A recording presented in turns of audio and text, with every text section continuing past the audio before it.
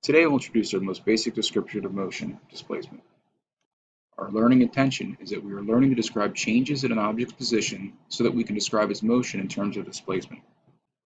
Our success criteria is that we know we have it when we can describe a displacement verbally, visually, mathematically, and graphically. So a question to ask yourself is, are you moving right now? The answer is going to depend on what you're measuring your motion against. Are you measuring your motion against the sun?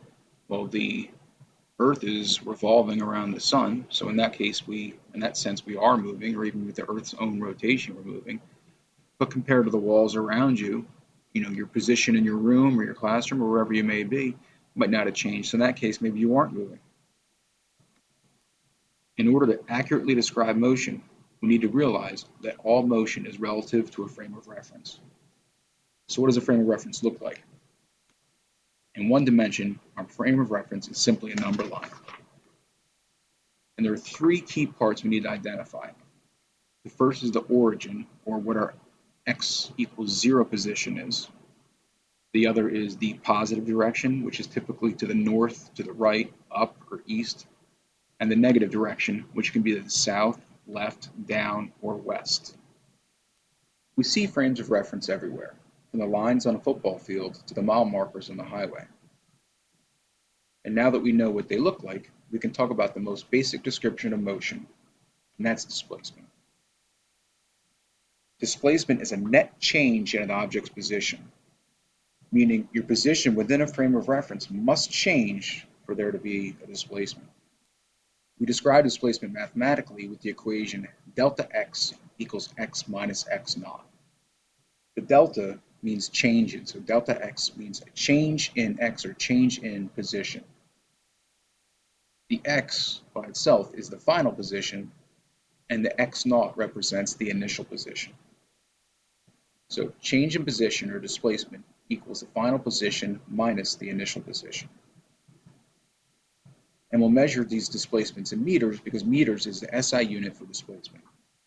Which way you move within a frame of reference is just as important as how far. So displacement has a direction and is an example of what we call a vector quantity. A vector is any measurement that has a directional component. And depending on which direction you move within the frame of reference, displacement can be positive or negative. So typically we think of something moving to the north or to the east or to the right as having a positive displacement. Something that moves down, south, or west, or to the left as having a negative displacement. It's important to recognize that displacement is not the same as distance. Distance is the length of the total path that's followed, kind of like a car's odometer. Distance is an example of a scalar quantity because it does not include direction. We can talk about moving from point A to point B to describe a displacement verbally. Drawing an object's position in a frame of reference allows us to describe motion visually, and we can use the equation for displacement as part of describing motion mathematically. Position versus time graphs is one way we can use to describe displacement graphically. In these position versus time graphs, position is going to go on the y-axis and time on the x. So how would an object at rest look on a position versus time graph? So for an object at rest, its position doesn't change. So that means our position remains constant. As a result, our y value will remain constant. So it's going to look like this. What about an object starting at the 0 position and moving in a positive direction? So our initial y value, or our y-intercept, is going to be 0. And our y value is going to increase with time. So it's going to look like that. Now let's say that object turns around and begins to move in the negative direction. It can look like this.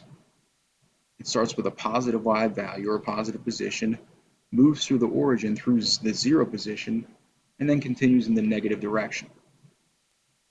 For all these graphs, the y-intercept shows us the initial position, or where the object started.